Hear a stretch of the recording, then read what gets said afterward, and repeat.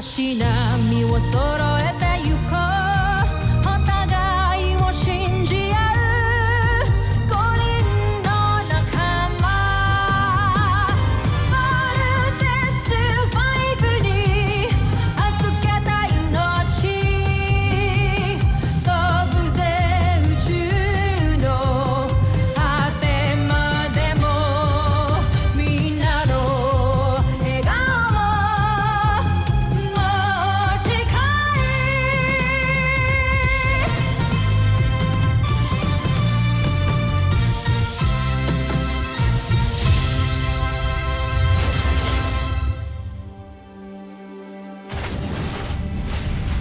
Ang nakaraan sa Voltes 5 Legacy. Sinira mo ang tagumpay ko, Sandra. Ngunit kailangan ko kayo iligtas sa pagkakataong yun, Joffrey. Nais ko lamang suklian ang pagsasalbang ginawa niyo sa akin. Hindi ko kailangan iligtas mo ko. Karangalan ng busan ang nakataya sa labi namin Steve Armstrong. At sinira mo yun. Ilang batalyong ba itong mga Bosanians na to? Parang mga langgam eh, hindi sila nauubos. Pero hindi tayo pwedeng umatras, mga kuya. That's right, Little John. Hindi tayo marunong umatras. Get ready, team. O protektahan natin ang Camp Big Falcon at Earth. Let's not waste time, Steve. Let's get rid of them. Knuckle missiles, locked and loaded. Mauubos ang ating sasakyan ng sundalo. Bumalik na tayo sa kastilyo. Good job, team. I heard a rumor. Totoo ba yung nalaman ko na may gusto raw kayo sa anak ko? Sa nag-iisang anak ko? I mean, sir, mabait ho si Jamie. Caring ho siya, humble. I think you have a very beautiful daughter. So sa madaling sabi, may gusto nga kayo sa anak ko? Give me 100. There's no shame in reaching your limits.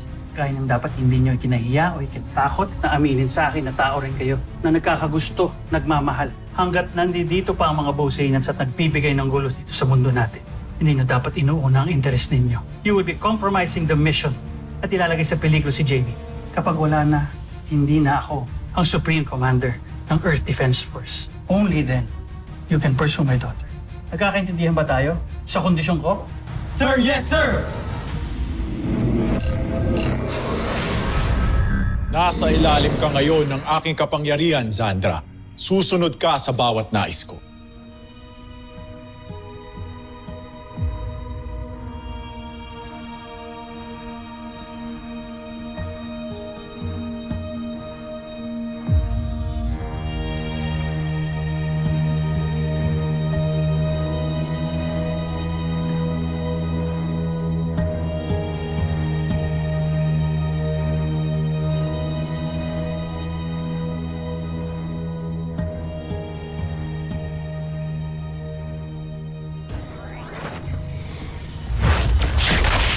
Layuan mo si Sandra!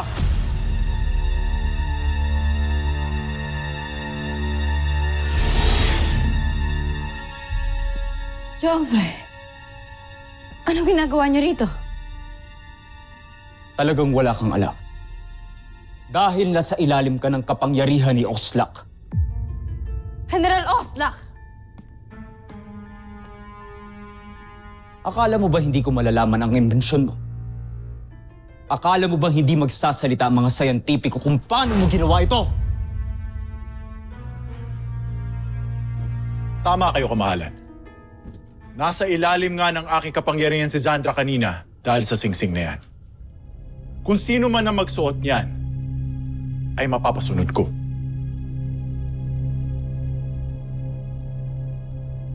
Magaling kung gano'n.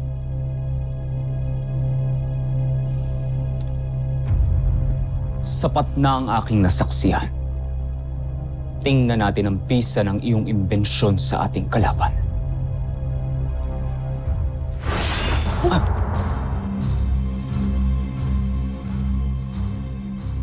Subukan mong pagnasaan ulit si Zandra. Ako mismong makakatapat mo. Opo, kamahalan. Homsak!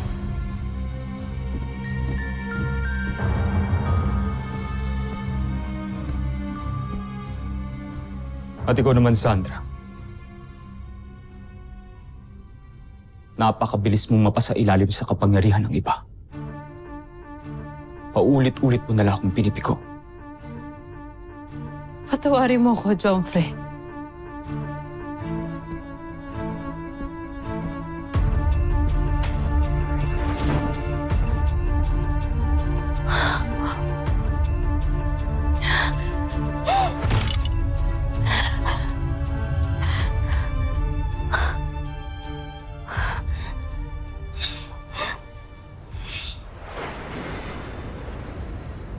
Sir, nakahanda na po ang transport nyo.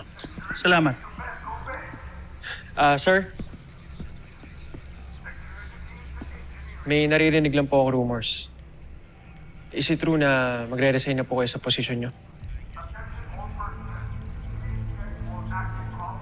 May time sa isang officer, kailangan mag-assess sa sarili niya. Kung siya ba isang effective leader o hindi.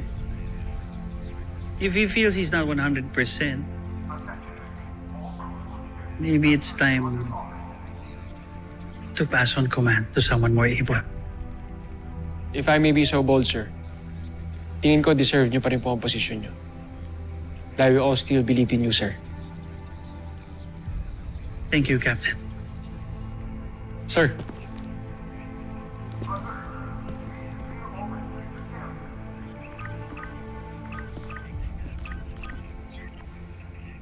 Jamie, anak, what's up?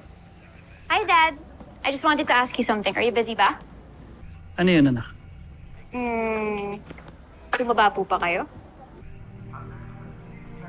Jamie, wala akong time makipaglokohan sa'yo. At hindi ako tumaba, ha? Sige na. Baka madali ako. Pikon na naman kayo. Anyways, I just got you something and I hope you're gonna like it. Okay? Bye, Dad. I love you.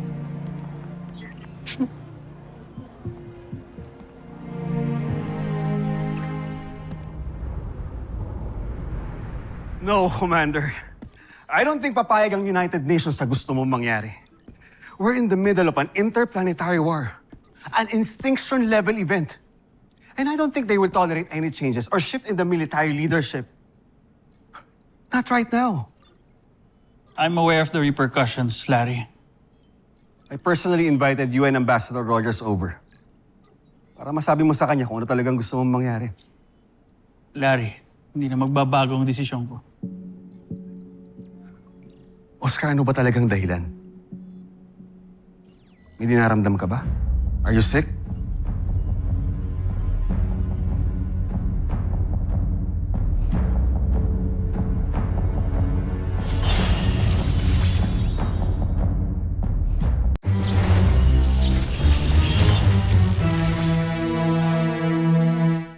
Are you sick?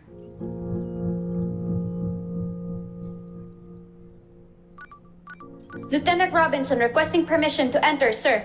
Enter.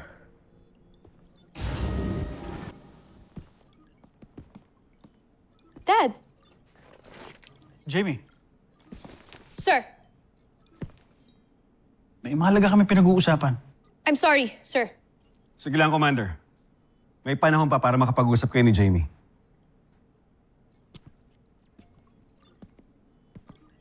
Aris, Lieutenant.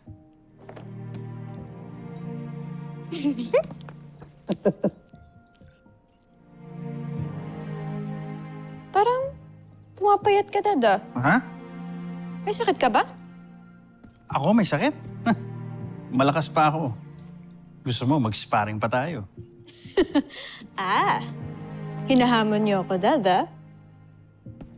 Game? Game?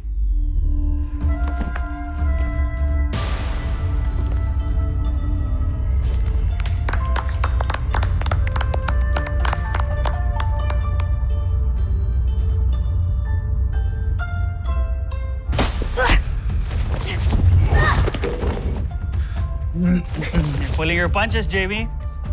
Sure you're up for this? Grabe, ang galing nila pareho. Nga, kuya. Di ko nga din alam kung sino nga i-cheer ko eh.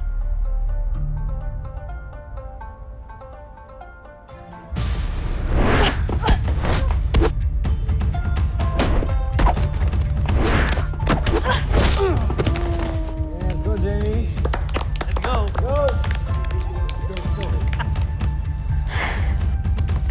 You wanna do this? Tomas, Yan na. Are you sure?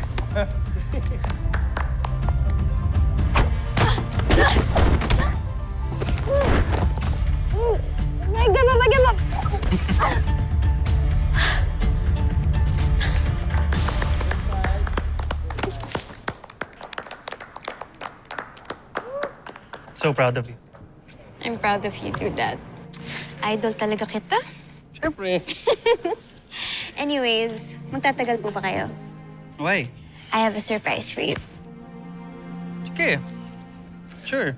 General, my incoming call from Ambassador Rogers. Okay, I'll take it from Dr. Smith's office. I'll see you later. See you later, Dad.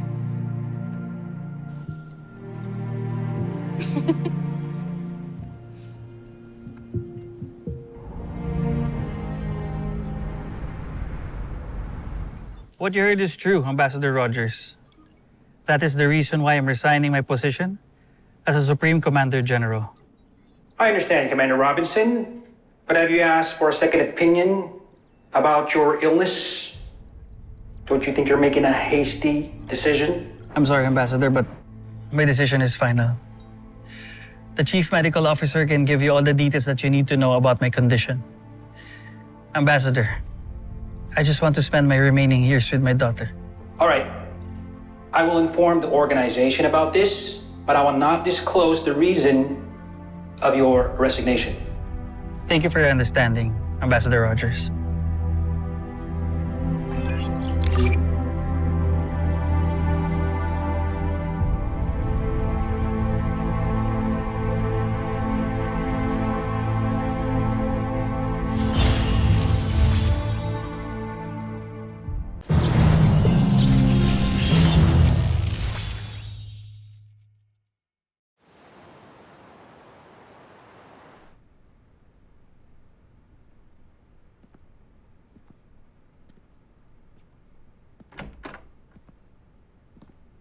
Hi, Dad. Hi, love. Oh, pinapa-frame niyo po pala lahat ng pictures na yan? Lahat naman ng pictures mo, piniframe ko. Tingnan mo, it's all you. Palibhasa kasi hindi ka na madalas umuwi dito. Alam mo naman kung gaano ka-proud ang daddy mo sa unika iha niya. Pero alam mo kung anong pinaka-favorite na picture ko? Ito. Natatanda mo ba kung kailan kinunan yan? To was right after pinili ako bilang one of the Voltes pilots. Mm-hmm. And it was also the same time na umasa ako na baka sakali magbago ang isip mo and you would want to live a normal life.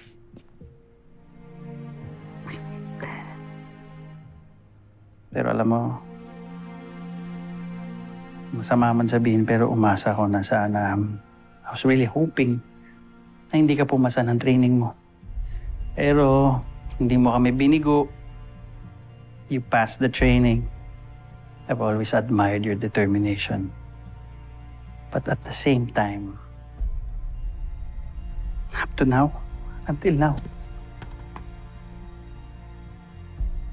para akong atakihin sa puso kapag ginagawa niyo yung mga mission niyo.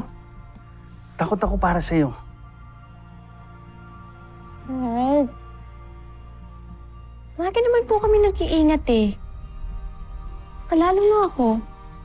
Lagi akong nag-iingat dahil sa inyo. Alam niyo naman po to, di ba? Pero now that I'm serving the country, now the whole world, it's always been my dream, Dad. I want to make a difference. Gusto kong protektahan yung mga tao gaya ng palagi niyong sinasabi sa akin nung bata ako. Kasalanan ko pa ngayon.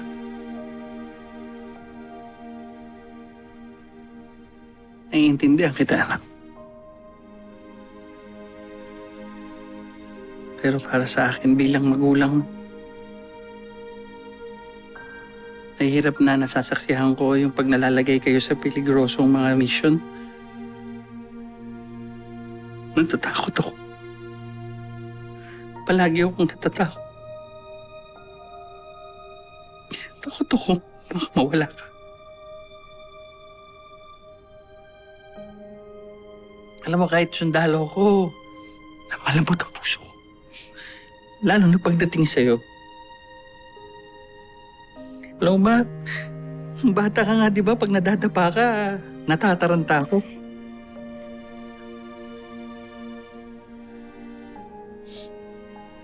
So, na-imagine mo,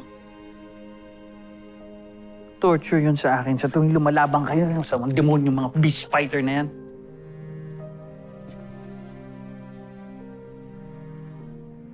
Naiintindihan ko kayo, Dad, but please. Please trust me, Dad, okay? Palagi po akong mag-iingat para sa inyo. Para makauwi po ako ng buhay para sa inyo. Okay, Dad?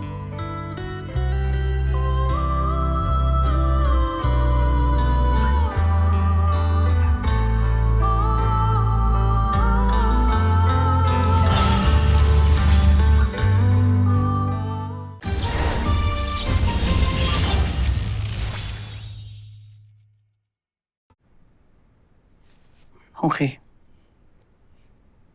Pero ayokong mawala ka dahil mag-aasawa ka na maaga. Ha? Jamie, marami akong alam na hindi mo kinukwento sa akin. Matanda ka na, maganda. Kaya hindi mo masisisi sina Steve at Mark na magkagusto sa'yo.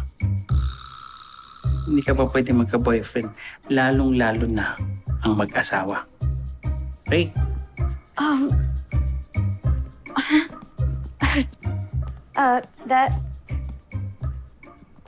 Dad, Lalo na ngayon. Hindi talaga pwede dahil nag-resign na ako bilang commander sa EDF. So, gusto ko mag-spend ka na ng maraming oras para sa akin. Kapag wala kang mission. nag-resign na po kayo sa EDF? Dad! Bakit po kayo nag-resign? It's about time. Nakapagsilbi na ako ng matagal. Tsaka, kailangan naman natin bigyan ng time to shine ng mga bagong officers. Gusto ko rin bumawi sa'yo, anak. Gusto kong bumawi sa'yo sa mga pagkukulang ko sa'yo nung bata ka. Just in case na nawala ako. Gusto ko magkaroon tayo ng mga experiences and moments na maaalala mo.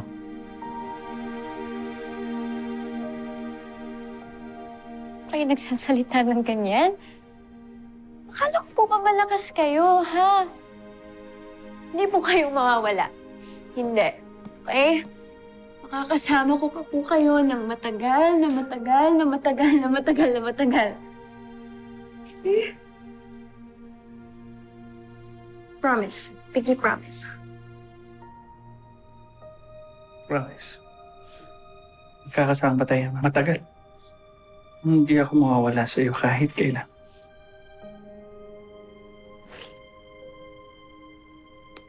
Good.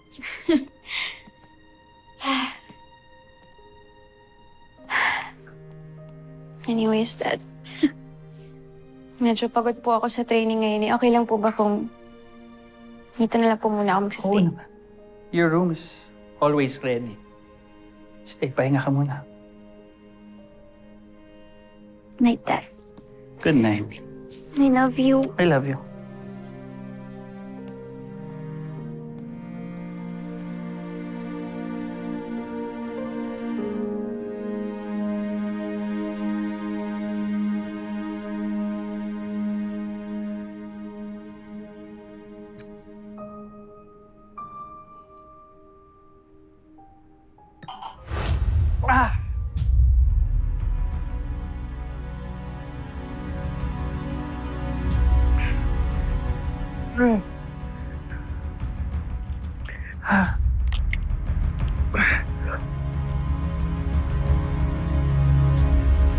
Hello,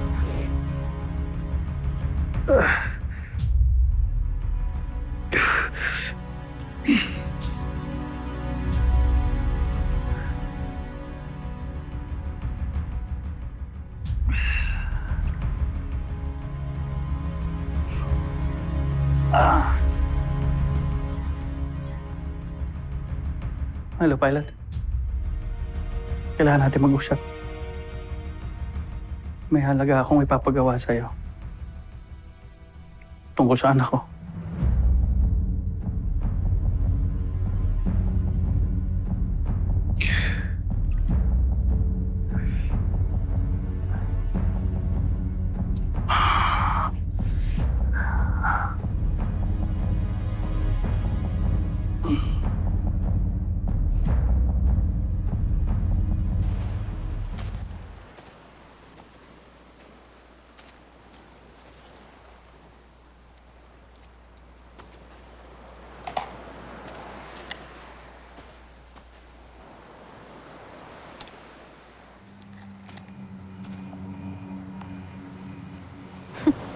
This is nice.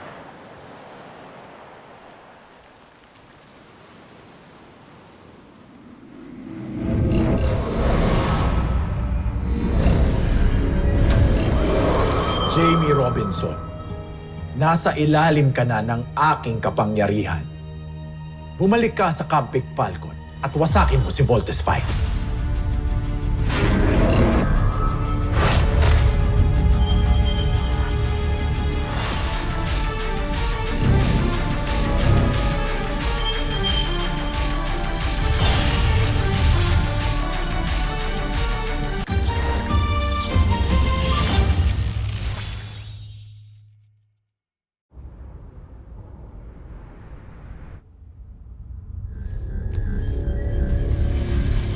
Nais kong wasakin mo ang bahagi ni Voltes 5 na naglalaman ng kanyang laser sword. Masusunod, Panginoon. I heard you already informed the ambassador about your retirement. And the chief medical officer also revealed to me that you have a health problem. Actually, it's not that fatal. Madadaan pa naman sa operasyon, gamot, and a change of lifestyle. Gusto ko lang naman na mag-retire para I could spend more time with my daughter. Tama nga naman.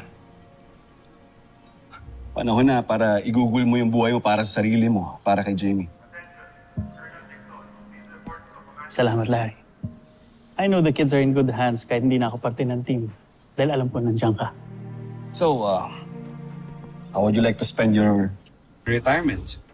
Well, before undergoing the operation, I'm planning on taking Jamie to this beautiful island up north. Yung nakita ko yun nung nagre-recon ako eh. Tapos babalik kami dito. Dito ka pa rin titira? Ayaw mo ba? Hindi naman, pero baka maging stressful para sa yung lugar na to. Dito na ako naging tao, Larry. Dito na ako tinubuan ng puso.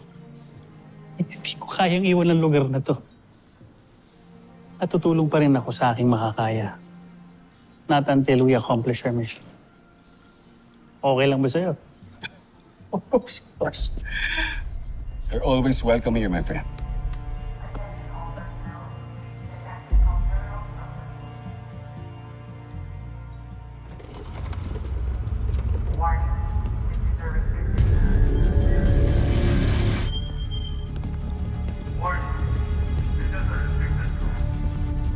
Masyado po maraming nakabantay sa Voltes 5, Panginoon.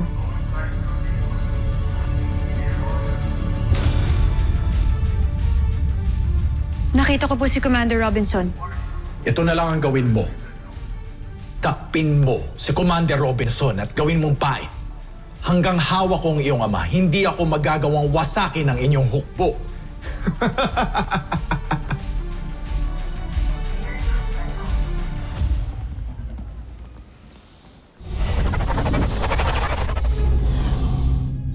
Kapag natupad ng aking aliping si Jamie ang pagpatay sa kanyang ama, tiyak na bibida ako sa emperador.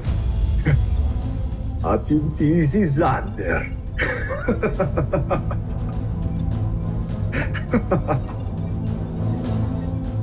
Susunod sa Voltes 5 Legacy. Jamie? Kapag sineswerte ka nga naman, kumanda kayo. Katapusan niyo na. Stop here, Jamie. Ako nang tatapos sa inyong mag-ama.